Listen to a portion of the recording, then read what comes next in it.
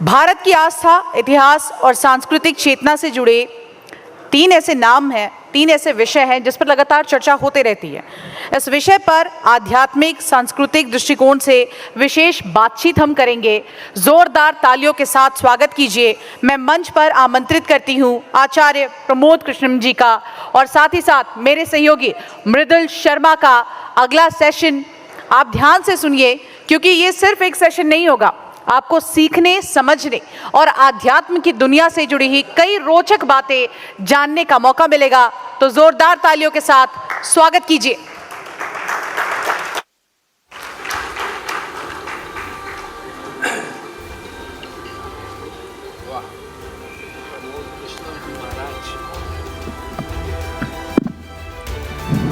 बहुत धन्यवाद शिवांगी। और आज हमारे साथ मौजूद हैं कल की पीठाधीश्वर आचार्य प्रमोद कृष्णम जी। बहुत बहुत स्वागत है आपका आचार्य।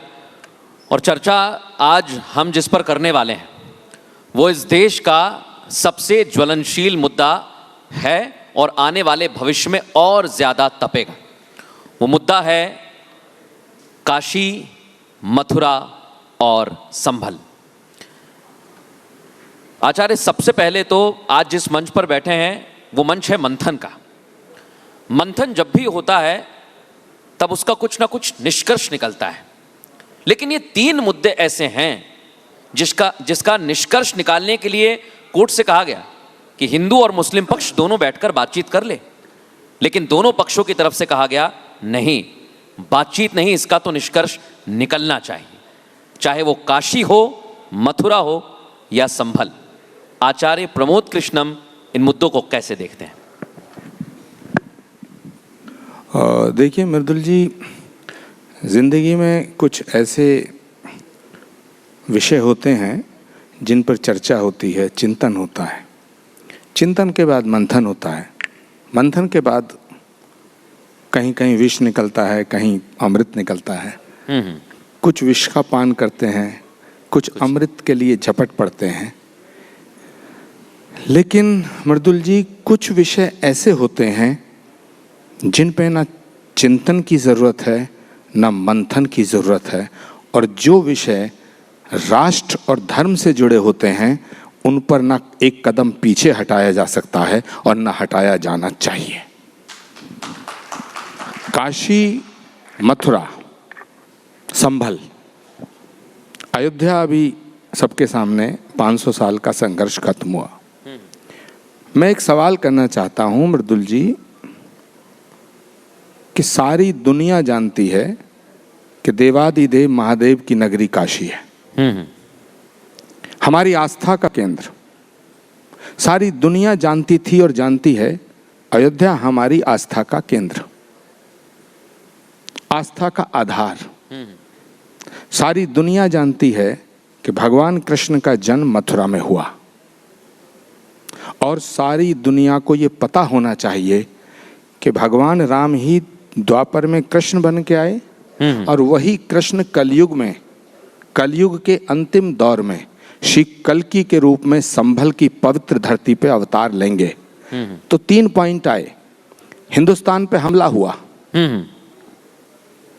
हिंदुस्तान पे हमला हुआ, हमला होने के बाद लूटा गया, और एक वक्त आया कि हिंदुस्तान पे हुकूमत स्थापित की गई। बिल्कुल। लेकिन कभी सोचा है कि काशी को तोड़ा, मंदिर को, सोमनाथ तोड़ा, मथुरा तोड़ा, अयोध्या तोड़ा और संभल तोड़ा? ये 4 मंदिरों को क्यों तोड़ा गया? इन मंदिरों को तोड़ करके मस्जिदों को बनाया गया, जबकि इस्लाम के हवाले से अगर देखा जाए तो किसी भी डिस्प्यूटेड जगह मस्जिद बनाना जायज़ नहीं है। लेकिन हमलावरों ने काशी तोड़ा, अयोध्या तोड़ा और मथुरा तोड़ा। ये इसलिए तोड़े गए कि यहाँ तुम कहते हो कि यहाँ भगवान आए थे, अयोध्या में भगवान आए थे, मथुरा में भगवान आए थे, और संभल इसलिए तोड़ा कि यहाँ भगवान आएंगे। और आखिर में एक बात कहना चाहता हूँ कि मस्जिद बनाने के लिए जमीन तो कम नहीं थी, बिल्कुल जमीन तो इतनी थी और ज्यादा थी। काबुल कंधार तक भारत था। प्रेजेंट सिनेरियो में जो बांग्लादेश है, ढाका, ये भी भारत था, लाहौर भारत था, रावलपिंडी भारत था। तो भारत की ज़मीन बहुत थी, आबादी कम थी, उसके बावजूद मस्जिद बनाने के लिए मंदिरों को क्यों तोड़ा गया? इसका मतलब है कि उन हमलावरों का मकसद मस्जिद बनाना नहीं था, हिंदुओं की आस्था को चोट पहुंचाना था। ये मकसद था। लेकिन आचार्य, जब हम देखते हैं कि इतिहास में वो एक मकसद के साथ चले और उस मकसद के तहत उन्होंने सनातन संस्कृति पर प्रहार किया, और प्रहार करने के बाद जब वो भारत से जाने की कोशिश करते हैं तो जाते नहीं हैं, वो यहीं रहकर अपना राज चलाते हैं। लेकिन आचार्य, आज हम सबसे बड़े लोकतंत्र में बैठे हुए हैं और इस लोकतंत्र में तरह तरह की अवधारणा प्रस्तुत की गई। जब देश आज़ाद हुआ उसके बाद अयोध्या में कार सेवा हुई, उस पर प्रश्न उठाए गए, उस पर सवाल दागे गए। आज अयोध्या में प्रभु श्री राम का मंदिर बनकर तैयार है, लेकिन काशी का मसला कोर्ट में, मथुरा का मसला कोर्ट में, और अब तो मथुरा के लिए कहा जा रहा है कि जैसे अयोध्या के लिए कार सेवा की, अब मथुरा के लिए भी कार सेवा का वक्त आ गया है। अखाड़ा परिषद ने कह दिया है और अगले महीने की 9 तारीख को वो तैयारी है। आचार्य प्रमोद कृष्णम उसमें क्या योगदान देने वाले हैं? सवाल आचार्य प्रमोद कृष्णम का नहीं है, सवाल सनातन धर्म के मानने वाले करोड़ों लोगों की आस्था का है। और मैं हिंदुस्तान के तमाम मुसलमान बहन भाइयों से एक दरखास्त करना चाहता हूँ, एक अपील करना चाहता हूँ, क्योंकि आपका बहुत बड़ा चैनल है। मैं पूरे हिंदुस्तान के उन मुसलमान भाई बहनों से बहुत ही विनम्रता से हाथ जोड़ के निवेदन करना चाहता हूँ कि वो इस देश की मिट्टी में पैदा हुए हैं और इस देश की मिट्टी में ही मिल जाएंगे। वो अपने आप को बाबर, तैमूर लंग और महमूद गजनवी से जोड़ने की कोशिश ना करें। ये लोग क्यों जोड़ते हैं? ऐसा क्या कारण है गुरुदेव, ये क्यों जोड़ते हैं? सनातन को मिटाने की बहुत कोशिशें की गई, हाँ, लेकिन मृदुल जी, सनातन पर हमले भी बहुत हुए, हजारों साल तक हुए। 1000 साल तक भारत गुलाम हुआ, 800 साल मुगलों ने, हूणों ने, और 200 साल अंग्रेजों ने राज किया। भारत इसलिए गुलाम नहीं रहा मृदुल जी कि तैमूर लंग बहुत बहादुर था, बाबर बहुत बहादुर था, सिकंदर लोदी बहुत बहादुर था, महमूद गजनवी बहुत बहादुर था। भारत इसलिए गुलाम रहा, भारत इसलिए गुलाम हुआ कि हमारे बीच में कुछ जयचंद मौजूद थे। क्या ये जयचंद आज भी मौजूद हैं आचार्य? और जब संभल के हरिहर मंदिर में सर्वे कराया जाता है ये जानने के लिए कि वो सनातन संस्कृति का सबसे बड़ा आने वाले समय में, जैसा आपने कहा कि कल्कि का अवतार होगा इसलिए वहां पर प्रहार किया गया, तो क्या आज भी जयचंद मौजूद हैं जो वहां पर हिंसा करवाते हैं? देखिए, हमारे पुराणों में ये बात लिखी हुई है कि भगवान का अवतार हर युग में होता है। सतयुग में हुआ, त्रेता में हुआ, द्वापर में हुआ, और स्कंद पुराण में, भविष्य पुराण में, श्री कल्कि पुराण में और श्रीमद् भागवत में इसका स्पष्ट उल्लेख है। आज ये बात पूरी दुनिया को संदेश के रूप में जानी चाहिए। श्री कल्कि पुराण में और श्रीमद् भागवत में बहुत विस्तार से श्री कल्कि अवतार की चर्चा है। श्रीमद् भागवत का एक श्लोक है जिसमें संभल का नाम मेंशन है। हजारों साल पहले पुराण लिखे गए, मैंने नहीं लिखे। वो श्लोक है, संभल ग्राम मुखस्य ब्राह्मणस्य महात्मना। संभल ग्राम, संभल का एक गांव, संभल ग्राम मुखस्य ब्राह्मणस्य महात्मना भवने विष्णु यशस्य कल्कि प्रादुर्भविष्यति यदा चंद्रस्य सूर्यस्य तथा तिस्य बृहस्पति समेशंति एक राशो तदा भवति तत्कृतम। तो ये संभल के एक गांव में विष्णु यश नाम के ब्राह्मण के यहाँ भगवान का अवतार कल्कि के रूप में होगा। जब इस बात को हमने पढ़ा और इसकी स्टडी की गई तो मैंने ये सोचा 18 साल पहले इसका संकल्प लिया कि जहां भगवान आए वहां धाम बन गए, जहां भगवान आएंगे वहां भी धाम बनना चाहिए। बिल्कुल। तो हमने कहा कि जहां भगवान आएंगे उस स्थान पे उनके आने से पहले श्री कल्की धाम की स्थापना हो। लेकिन अभी ब्रजलाल जी यहीं से गए हैं, वो कुछ अपनी आप बीती बता रहे थे। बैठे हुए हैं। हाँ, मेरे सामने मेरे समक्ष बैठे हैं। आप बीती बता रहे थे, उन्होंने जो बताया वो उनका अनुभव है, मैं अपना अनुभव बताता हूं।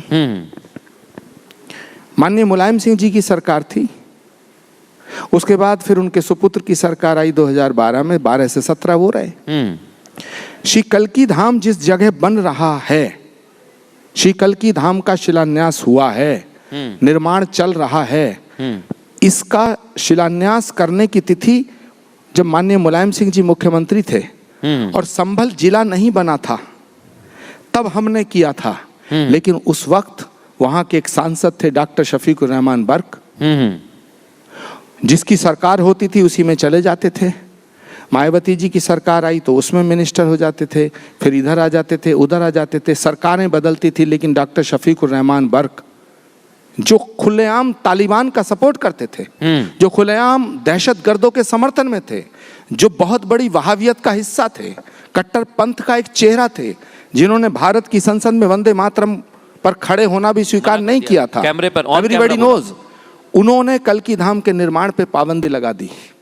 लेकिन मृदुल जी, हमारे संकल्प में इतनी शक्ति थी कि हम 18 साल तक लड़े और फिर हमारे संकल्प को ताकत देने का काम भारत के यशस्वी प्रधानमंत्री नरेंद्र मोदी जी ने किया। जब 2024 में मोदी जी आए, प्रधानमंत्री आए, और प्रधानमंत्री जी ने आकर के संभल में श्री कल्की धाम का शिलान्यास किया। और आज उत्तर प्रदेश के मुख्यमंत्री योगी आदित्यनाथ जी ने, उत्तर प्रदेश की सरकार ने जिस जगह श्री कल्की धाम का निर्माण हो रहा है उस छोटी सी सड़क को 4 लेन हाईवे बनाने की घोषणा की है। वाह। लेकिन आचार्य, शफीकुर रहमान बर्क का आपने जिक्र किया, जिया और रहमान बर्क, उन पर भी केस है इसी हिंसा में। और एक बात याद आई मुझे, समाजवादी पार्टी का जिक्र कर रहे हैं आप, सुना है उनकी एक रथ यात्रा निकल रही है, वो जोड़ने चले हैं अब।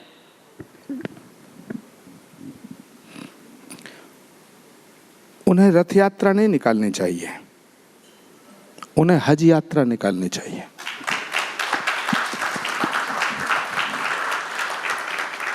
आचार्य, आप कई बार, जो दर्शक हमारे हैं मैं बताऊं, आचार्य आप समाजवादियों को नमाजवादी क्यों बता देते हैं? मृदुल जी, नमाजवादी होना कोई बुरी बात थोड़ी है। नमाजवादी होना बहुत बड़ा विषय है। लेकिन अफसोस की बात यह है मृदुल जी, बड़ा सवाल यह नहीं है कि समाजवादियों को नमाजवादी कहा गया है। बड़ा सवाल यह है, ये नमाजवादी भी असली नहीं है, नकली हैं।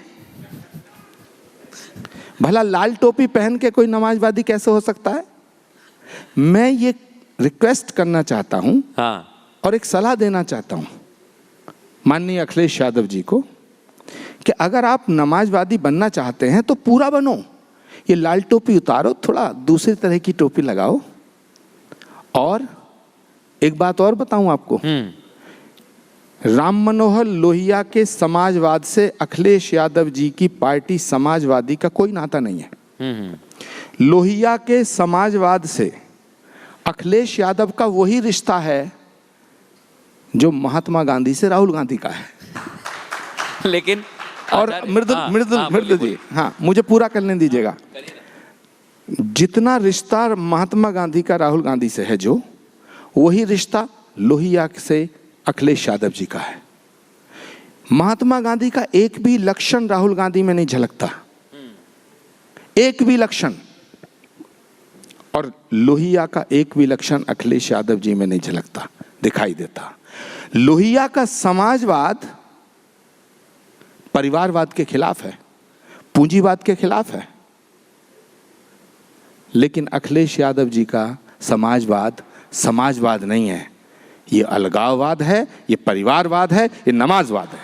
लेकिन वो तो कहते हैं अब तो समाजवाद ही सनातन है।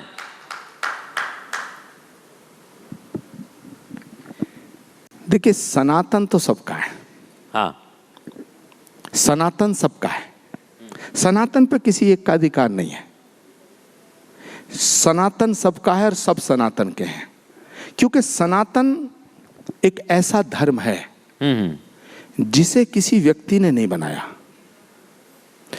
दुनिया के जितने भी मजहब हैं, जितने भी रिलीजन हैं, चाहे वो 500 साल पहले, कोई 1000 साल पहले, कोई 1500 साल पहले, कोई 2000 साल पहले, लेकिन ये सारे जो धर्म हैं ये मेड बाय ह्यूमन है। बिल्कुल, मैं बहुत जिम्मेदारी से बात कर रहा हूं। बिल्कुल, ये मेड बाय ह्यूमन है, आदमी के द्वारा बनाए गए। और जो आदमी के द्वारा बनाया जाता है उसका मिटना तय है, और धर्म कभी मिटता नहीं। धर्म कभी मिटता नहीं। सनातन एक ऐसा धर्म है जो आदमी के द्वारा नहीं बनाया गया, जिनको हमने भगवान कहा है और माना है। हमारी आस्था के आधार है राम। राम भी ये नहीं कह सकते कि सनातन को मैंने बनाया। भगवान कृष्ण भी नहीं कह सकते सनातन को मैंने बनाया। जब राम आए तब सनातन था, जब कृष्ण आए तब भी सनातन था, और जब कल्कि आएंगे तब भी सनातन रहेगा। आचार्य, आपने चर्चा में जिक्र किया कांग्रेस पार्टी का, राहुल गांधी का। संसद में उनका एक बयान है, आप सनातन पर बात कर रहे हैं। उस सनातन को हिंदुओं से जोड़ते हैं और कहते हैं हिंदू हिंसक होता है।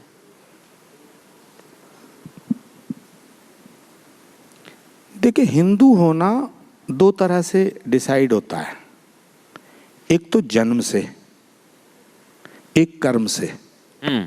तो राहुल गांधी जी ना जन्म से हिंदू हैं ना कर्म से।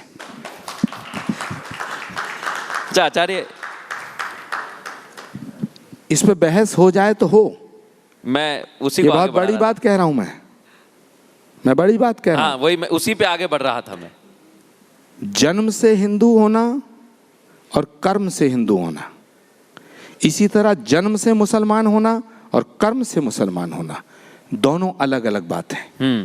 तो मैं राहुल जी के विषय में इतना ही कहना चाहता हूं कि वो ना तो जन्म से हिंदू हैं ना कर्म से हिंदू हैं। अगर कांग्रेस पार्टी की बात करें तो आप स्वयं उसमें रहे, आपने कार्य किया कई वर्ष, लेकिन क्या कांग्रेस पार्टी में सनातन को समझने की शक्ति ही नहीं है? क्योंकि आप सनातन की परिभाषा बताते हैं, कांग्रेस पार्टी उसी सनातन की परिभाषा को हिंदुत्व के अंदर घुमाती और फिर प्रहार करती है, हिंदुत्व पर प्रहार करती है। तो क्या ये सब कुछ सिर्फ और सिर्फ राजनीति के लिए किया जा रहा है, या उन्हें सनातन का कुछ पता ही नहीं है, उन्हें सनातन से कुछ लेना देना ही नहीं है? एक्चुअली वो मानते हैं कि ये जो सनातन की शक्ति है, जब तक ये इस देश में रहेगी तब तक इस देश पे हुकूमत नहीं की जा सकती है। तो उन्हें लगता है कि हिंदुओं को डिवाइड किया जाए। तो कभी वो हिंदुओं को अगड़ा, पिछड़ा, दलित जातियों में बांटना चाहते हैं, कभी वो भाषा के नाम पे बांटना चाहते हैं, कभी क्षेत्र के नाम पे बांटना चाहते हैं। किसी भी तरह से हिंदुओं को बांटना चाहते हैं, विभाजित करना चाहते हैं। और मैं छात्र जीवन से मेरी उम्र उस समय 16-17 साल रही होगी जब मैं कांग्रेस के संपर्क में आया, और लगभग छोटी सी उम्र से लेकर 30-32 साल का सफ़र मेरा कांग्रेस में बीता। तो वो जो कांग्रेस जिसने देश को आज़ादी दिलाने का काम किया, जो महात्मा गांधी के नेतृत्व में चली, जो सुभाष चंद्र बोस के नेतृत्व में चली, जो पंडित जवाहरलाल नेहरू के नेतृत्व में चली, इंदिरा गांधी तक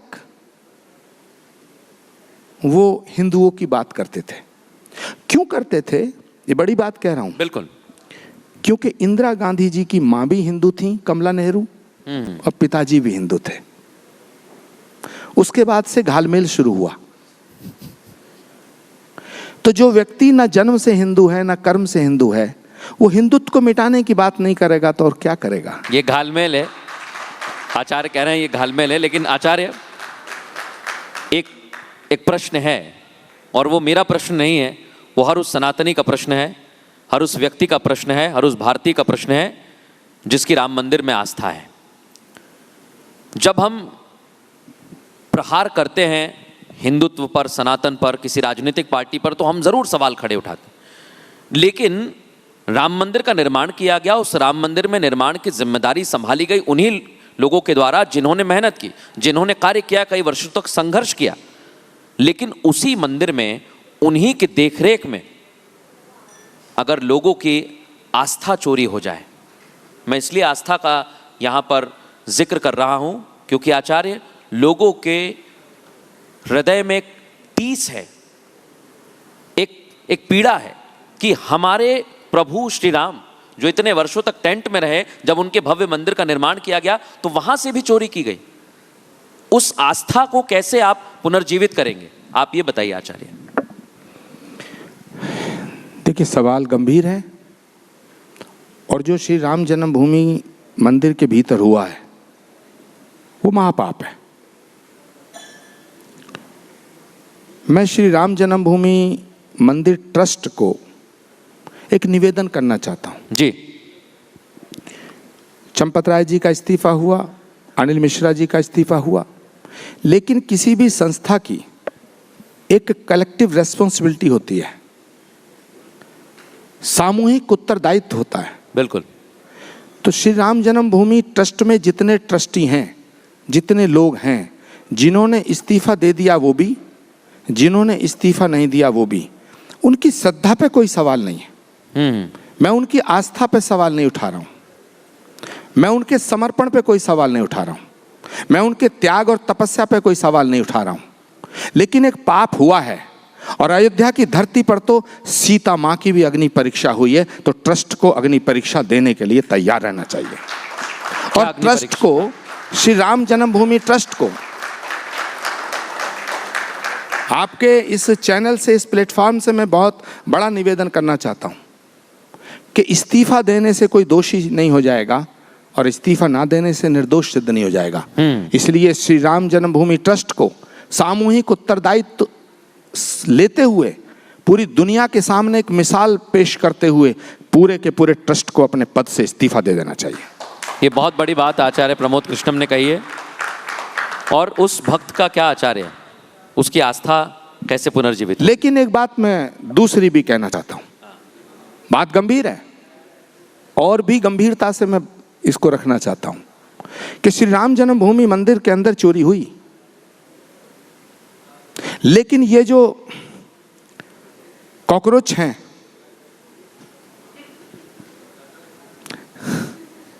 ये जो सब चिमगादड़ टाइप के लोग हैं, ये श्री राम मंदिर में चोरी हुई, इनका राम से कोई मतलब नहीं है।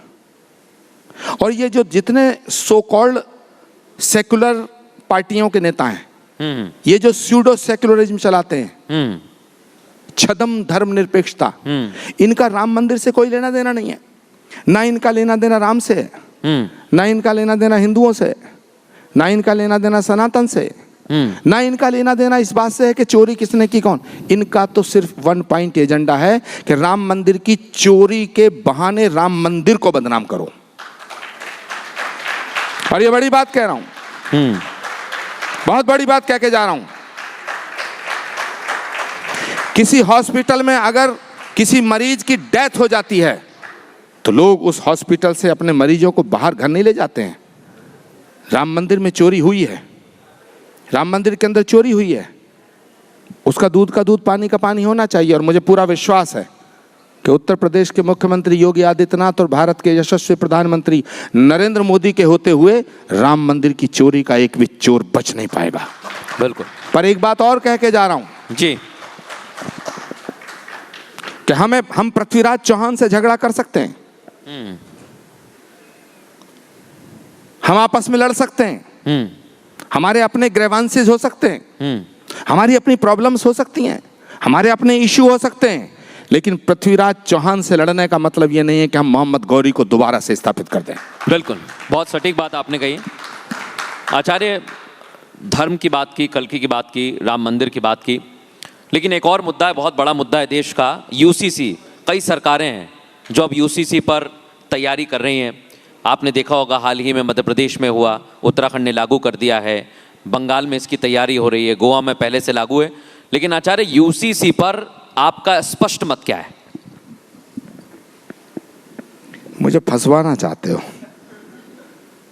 फांसना चाहते हो। मृदुल जी, 2014 में इस देश को नरेंद्र मोदी जैसा प्रधानमंत्री मिला जी। इन 11 सालों में इस देश की बहुत सी बीमारियों का इलाज नरेंद्र मोदी जी ने किया है, लेकिन अभी कुछ बीमारियां बची हैं जिनका इलाज करना बाकी है। ये यूसीसी भी उसी तरह की एक बीमारी है। पर मेरी प्रॉब्लम क्या है, मेरा दोष कहो इसको, कि मैं किसी सवाल से एक तो नजर नहीं चुराता, और मैं किसी भी बात को, जो बात राष्ट्र के हित में हो, उस पर समझौता नहीं करता। तो ये यूसीसी का जो विषय है, ये राज्य का विषय नहीं है, ये पूरे भारत का विषय है। बिल्कुल। इसीलिए मैं भारत की सरकार से, भारत के यशस्वी प्रधानमंत्री नरेंद्र मोदी जी से ये निवेदन करना चाहता हूं कि भारत के किसी भी कोने में रहने वाला व्यक्ति, चाहे वो किसी जाति में पैदा हुआ है या किसी धर्म में पैदा हुआ है, वो भारतीय है और वो सब पर समान नागरिकता लागू होनी चाहिए।